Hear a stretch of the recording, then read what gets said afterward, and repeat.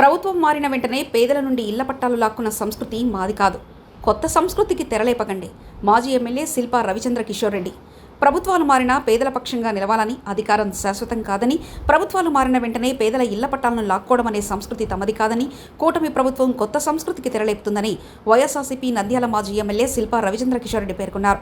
గురువారం ఆయన నంద్యాల జిల్లా కలెక్టరేట్ కార్యాలయంలో జిల్లా కలెక్టర్ రాజకుమారి గనియా మరియు జాయింట్ కలెక్టర్ విష్ణుచరణ్తో కలిసి నంద్యాల మండలం కానాల గ్రామంలో అర్హులైన పేదలకిచ్చిన ఇళ్ల స్థలాలను అధికారంలో ఉన్న కూటమి ప్రభుత్వ స్థానిక నేతలను లాక్కోవడానికి ప్రయత్నిస్తూ భయోందనలకు గురి చేస్తున్నారని, వారికి తగిన న్యాయం చేయాలని కోరారు. అనంతరం జాయింట్ కలెక్టర్ విష్ణుచరణ్ కు వినతి పత్రం అందజేశారు. వస్తే కూడా వాళ్ళకు కూడా ఇవ్వమనే చెప్తాం. వాళ్ళకు కూడా ఏమి మనం ఆపమని చెప్పాలి. వాళ్ళకు కూడా ఇంకెవరికైనా రాకపోతే కూడా ఇవ్వచ్చు. మనది లాక్కొని వాళ్ళకి ఇవ్వడం అనేది కరెక్టే కాదు. మనం అనేది మనది లాక్కోకుండా ఇంకెక్కడైనా సరే ఇచ్చుకుంటే కూడా మనకు ఎటువంటి అభ్యంతరం లేదని మనం చెప్తాము. ఈ సమస్య ప్రతి బెనిఫిషియరీ వారికి వెరిఫై చేస్తారు. జెన్యున్ గా ఉన్న వాళ్ళకి ఎవరికి ఇబ్బంది లేకుండా మేము చూసుకుంటాం. మేము బంజర్ భూములు ఉన్నాం సార్. మేము వేస్తానికి పోయినా కూడా మాకు ఇల్లు లేదు. అదేనమ్మా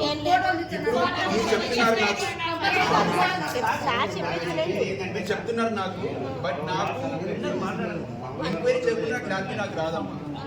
చెప్తున్నారు ఈ వర్షం నేను వింటున్నాను, బట్ ఫీల్డ్ ఎంక్వైరీ చేస్తే తప్ప మాకు క్లారిటీ ఉండదు. ఏది తప్పదు మాకు క్లారిటీ ఉండదు. అందుకే ఫీల్డ్ ఎంక్వైరీ తహసీల్దార్ పంపిస్తానని చెప్తున్నాను. మీ దగ్గర జెన్యున్ గా వాళ్ళు ఎవరు బాధపడాల్సిన అవసరం లేదు. మీరు ఎవరైనా సరే భయపెట్టాలని చూసినా సరే భయపడాల్సిన పని లేదు. న్యాయంగా ఉన్న వాళ్ళందరికీ అక్కడ న్యాయం జరుగుతుంది.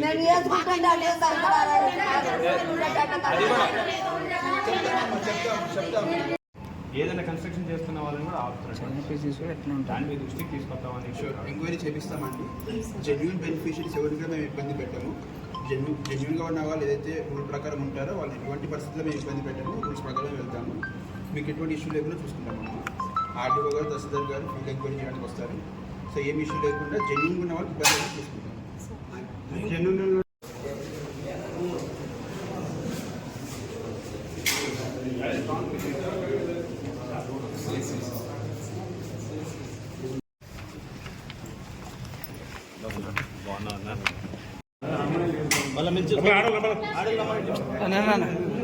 సార్ సార్ ఒకసారి సార్ చెప్పండి అమ్మా మీ సమస్య సార్ జేసీ గారు.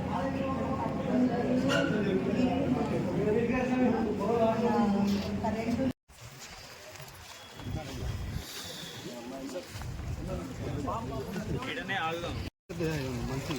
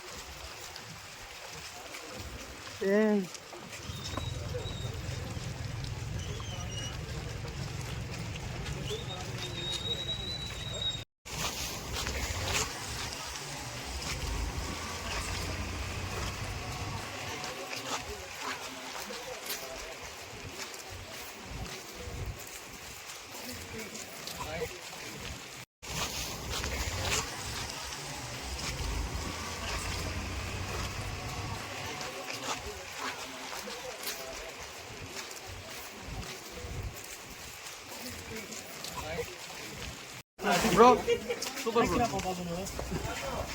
అందరూ తీసుకుంటారా? ఒకటేనా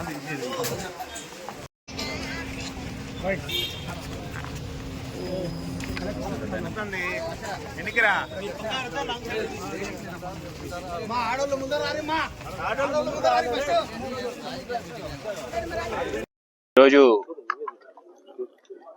మన కలెక్టరేట్ దగ్గర కలెక్టర్ గారిని, జేసీ గారిని కలిసి కానాల గ్రామంలో ఇళ్ల పట్టాలకి సంబంధించిన సమస్యని వారి దృష్టికి తీసుకెళ్లాలని ఇక్కడికి రావడం జరిగింది. కలెక్టర్ గారితో అలాగే జేసీ గారితో ఇద్దరితో కూడా మాట్లాడడం జరిగింది. మరి కలెక్టర్ గారికి రిప్రజెంటేషన్ ఇప్పిద్దాం అనుకున్నా సరే మేడం గారికి ఏదో మీటింగ్ ఉందని చెప్పేసి వారు వెళ్ళిపోవడం జరిగింది. తర్వాత జేసీ గారిని పంపించారు. సో జేసీ గారికి అన్ని వివరించడం జరిగింది. కానాల్లో ప్రభుత్వ భూమి లేకపోతే ఏ రకంగా ఆ రోజు అసైన్డ్ భూములని అక్కడ ఉన్నటువంటి ఆ రోజు రైతన్నలని కన్విన్స్ చేసి, సాగు చేస్తున్నటువంటి రైతన్నల్ని కన్విన్స్ చేసి ఆ భూమిని తీసుకొని గవర్నమెంట్ మళ్ళీ తిరిగి పట్టాల రూపంలో ఏ రూపంగా అయితే ఇచ్చామనేది వారికి వివరించడం జరిగింది. ఆ రోజు ప్రభుత్వం అంటే అది వైఎస్ఆర్ ప్రభుత్వం కావచ్చు, లేకపోతే గతంలో ఇచ్చినటువంటి ప్రభుత్వ స్థలాల గురించి కూడా కావచ్చు. ఎందుకంటే గతంలో 86లో కూడా ఇప్పుడు మంత్రిగా ఉన్నటువంటి ఫరూక్ గారే ఆ రోజు ఎమ్మెల్యే. మరి ఆయన ఇచ్చినటువంటి స్థలాలు కూడా గతం తర్వాత ఎవరు వచ్చినా సరే తిరిగి వెనక్కి లాక్కున్న పరిస్థితులు లేవు. కానీ ఈ రోజు అక్కడ స్థానిక నాయకులు వీళ్ళందరినీ కూడా భయాందోళనకు గురి చేసి పట్టాలని వెనక్కి తీసుకుంటాము, పట్టాలు కావాలంటే మాకు ఇంత ఇవ్వండి అనే విధంగా వీళ్ళందరినీ కూడా భయాందోళనకు గురి చేయడం అనేది తప్పు. కాబట్టి అదే విషయాన్ని కలెక్టర్ గారికి, జాయింట్ కలెక్టర్ గారికి కూడా చెప్పడం జరిగింది. మరి ఏ రకంగా అయితే ఆ రోజు ఇళ్ల పట్టాలు ఇవ్వడం జరిగింది, ఎందుకు కానాల్లోని సమస్య వస్తుంది, ఎందుకంటే వాల్యూ ఎక్కువ ఉంది కాబట్టి అందరూ కూడా అక్కడే కావాలనుకోవడం వల్ల ఈ సమస్య అవుతుంది అనేది కూడా వారి దృష్టికి తీసుకెళ్ళడం జరిగింది. మేము ఒకటే కోరుతున్నాం, జెన్యూన్ గా ఆ రోజు పేదలందరికీ కూడా జగనన్న ఒక ఇల్లు ఉండాలి, ఎక్కడో ఊరవతల కూడా కాకుండా ఊరికి ఆనుకొని ఉన్నటువంటి స్థలాల్ని ఆ రోజు జగనన్న ప్రభుత్వంలో చూసి పేదలకి పంచడం జరిగింది. మరి ఆ రోజు న్యాయబద్ధంగా ఏదే రకంగా వాళ్ళకి పట్టాలు ఇచ్చామో వాళ్ళని అన్యాయం చేయొద్దని మాత్రమే కోరడం జరిగింది. దీంట్లో పార్టీలకు అతీతంగా, కులాలకు అతీతంగా, రాజకీయాలకు అతీతంగా కూడా ఆ రోజు డిస్ట్రిబ్యూట్ చేయడం జరిగింది. మరి దాన్ని ఈ రోజు అక్కడ ఎవరైతే డిస్టర్బ్ చేస్తున్నారో వాళ్ళందరి మీద తగు చర్యలు తీసుకోమని చెప్పేసి కోరడం జరిగింది. మరి వారు కూడా, జేసీ గారు కూడా వెంటనే అధికారులను పంపించేసి రిపోర్ట్ తెప్పించుకొని న్యాయంగా ఎవరికైతే ఇచ్చామో వాళ్ళది మాత్రం తిరిగి తీసుకోమని చెప్పేసి కూడా వారు చెప్పడం నాకు ఒక ఇంతగా వీళ్ళందరికీ కూడా ధైర్యం కల్పించినట్టయింది. సో ప్రభుత్వ యంత్రాంగాన్ని మేము ఒకటే కోరుతున్నాం, ఆ రోజు ఇచ్చింది కూడా 6 స్టెప్ వ్యాలిడేషన్ అని చెప్పి ఆ రోజు కూడా ఎంతో మంది అర్హులు ఉన్నప్పటికీ, ఇంకా కొంతమంది ఇల్లులు కావాలి అని చెప్పినప్పటికీ కూడా ఆ రోజు 6 స్టెప్ వ్యాలిడేషన్ ప్రకారం చేయడం జరిగింది. కానాల్లో ఇంకా కొంతమందికి ఇళ్ల స్థలాలు ఇవ్వాల్సిన అవసరం ఉంది, ఎందుకంటే ఇల్లు లేని వాళ్ళు ఇంకా ఉన్నారు. కానీ మనకున్నటువంటి స్థలం దీనివల్ల ఆ రోజు లక్కీ డిప్ ద్వారా కూడా తీసి ఎక్కడికక్కడ ఈవెన్ నంద్యాల టౌన్ లో కావచ్చు అర్హుల్ని ఆ రోజు ఎంపిక చేయడం జరిగింది. సో వాళ్ళందరినీ ఇబ్బందికి గురి చేయకుండా ప్రభుత్వం మారిన వెంటనే పట్టాలు లాక్కోవడం అనే సంస్కృతి గతంలో లేదు, కొత్త సంస్కృతికి తెరలేపొద్దని చెప్పేసి నేను కోరుతున్నాను. ఎందుకంటే ఎల్లప్పుడూ ఒకే ప్రభుత్వం ఉండదు.